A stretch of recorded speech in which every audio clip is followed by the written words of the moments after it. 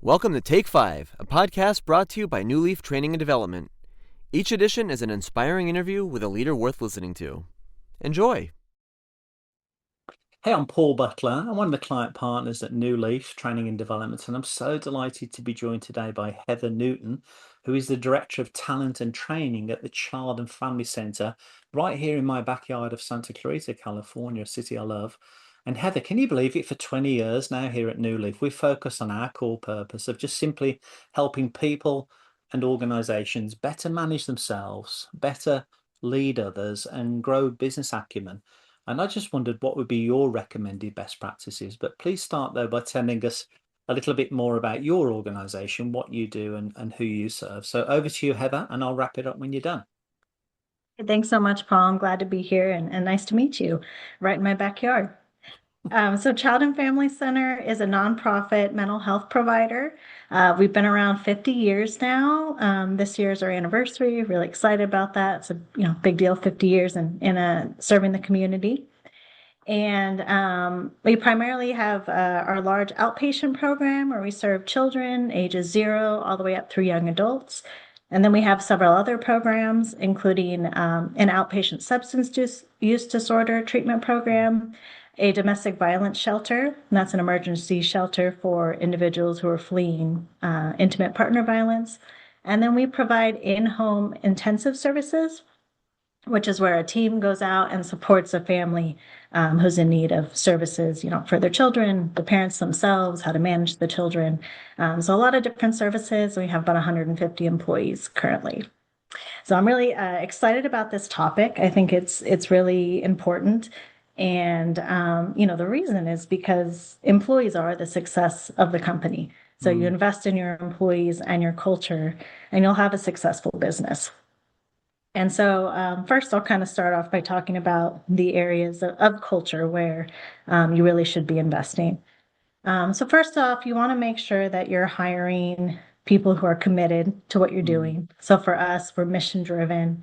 We're ensuring that employees really are coming to us because they feel a purpose for what we do, providing such a necessary service to, marginalized communities. And then next, and probably equally important, is having a culture where you foster psychological safety. And you hear it a lot, and the research will tell you, when you have high psychological safety, you have lower turnover. But what it really is a culture of trust. Your employees trust you, they feel heard, they feel valued, they feel like they can make a mistake and that's okay, they'll learn from it. They feel like they can challenge you, they can come with new ideas. And really that's where innovation comes, that's where growth comes, because employees feel comfortable to bring up things that you haven't thought about. And psychological safety is really something that leadership drives, but it has to be all the way down to your frontline managers for it to be successful. So leadership models it, we show transparency, we show how you build trust, we listen, we get to know our employees, and then we train our managers on how to do the same thing. So easier said than done, but so important to having a successful work culture. And then next, training and development. Which I know a lot of that is your area, but you have to invest in your employees. You don't just hire them for that job and stop there, right? You really have to help them grow, train them how to do their job really well, train them out of their job, right? To move up to the next role, give them opportunities to learn new skills, let them go to conferences, provide mentorship. All of those things are really key. And then lastly, we'll talk about well-being and employee wellness. We hear a lot about that now. And all of those things I just mentioned are part of that, right? You're creating a positive culture, employees are heard, you're helping them develop, and then you're also investing in their well-being. So you're ensuring that your benefits, match what you're preaching, they have the time off they need. They say, I'm going to go to the gym on my lunch. You're like, great, go for it. Don't work through your lunch. Really supporting that in what you do.